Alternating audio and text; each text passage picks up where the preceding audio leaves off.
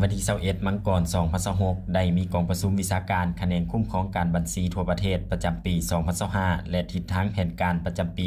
2026โดยการเข้าร่วมเป็นประธานของท่านสุริวัฒน์ สุวรรณจุมคำรองรัฐมนตรีกระทรวงการเงินต่างหน้าคะแนนคุ้มครองการบัญชีบรรดาแขวงทั่วประเทศเข้าร่วมโอกาสนี้ท่านสุริวัฒน์ สุวรรณจุมคำรองรัฐมนตรีกระทรวงการเงินได้มีคำเห็นว่าเวียกงานบัญชีเป็นเครื่องมือที่สำคัญในการคุ้มครองการเงินแห่งรัฐเพื่อให้ได้ข้อมูลการเงินที่น่าเชื่อถือแนใช้พื้นฐานในการวิเคราะห์วิจัยสำหรับการกำหนดมาตรการในการปรับปรุงฐานะการเงินของหัวหน่วยถือบัญชีทั้งนี้ก็จะช่วยในการจัดเก็บรายรับเข้างบประมาณแห่งรัฐและคุ้มครองการปฏิบัติรายจ่ายงบประมาณให้มีประสิทธิภาพและประสิทธิผลดีขึ้นฉะนั้นพรรคและรัฐบาลจึงถือสำคัญเวียกงานบัญชีและกวดสอบอิสระและเห็นได้ความจำเป็นอันหีบด่วนโดยเฉพาะแม้นการสร้างและปรับปรุงนิติกรรมกลไกในการสุกโยและส่งเสริมให้หัวหน่วยถือบัญชีแห่งรัฐและหัวหน่วยถือบัญชีวิสาหกิจเป็นต้นจุลวิสาหกิจวิสาหกิจขนาดน้อยและกลางวิสาหกิจขนาดใหญ่และวิสาหกิจที่ติดพันกับผลประโยชน์สาธารณะถือบัญชีให้ถูกต้องครบถ้วนตามกฎหมายบัญชี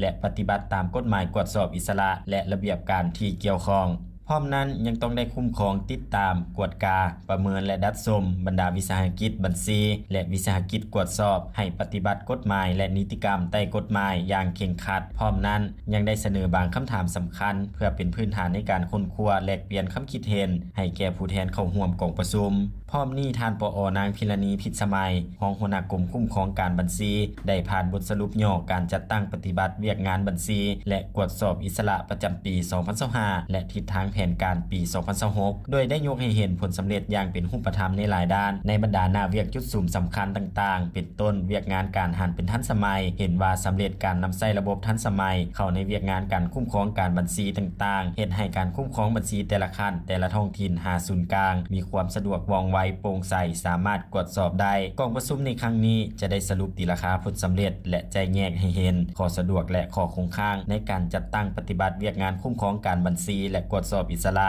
ในขอบเขตทั่วประเทศประจำปี2025เพื่อให้สามารถกำหนดทิศทางจุดสูมปี2026เพื่อเป็นการแก้ไขข้อคงค้างและพัฒนาคะแนนการบัญชีให้เข้มแข็งแนใช้สร้างเป็นเครื่องมือที่แท้จริงในการปรับปรุงการคุ้มครองการเงินแห่งรัฐเพื่อประกอบส่วนเข้าในการพัฒนาเศรษฐกิจของชาติให้มีการขยายตัวอย่างต่อเนื่องตามนโยบายของพรรคและรัฐบาลกองประชุมได้มีการค้นคว้าแลกเปลี่ยนคำคิดเห็นจากบรรดาแขวงคำถามเจาะจิ้มของประธานกองประชุมอย่างกงไปกงมาเพื่อพร้อมกันแก้ไขปัญหาที่ยังบ่ทันมีความคล่องตัวเพื่อเฮ็ดให้คะแนนการบัญชีก้าวไปทางหน้าอย่างนักแน่นเข้มแข็งว่องไวโปร่งใสสามารถกวดสอบได้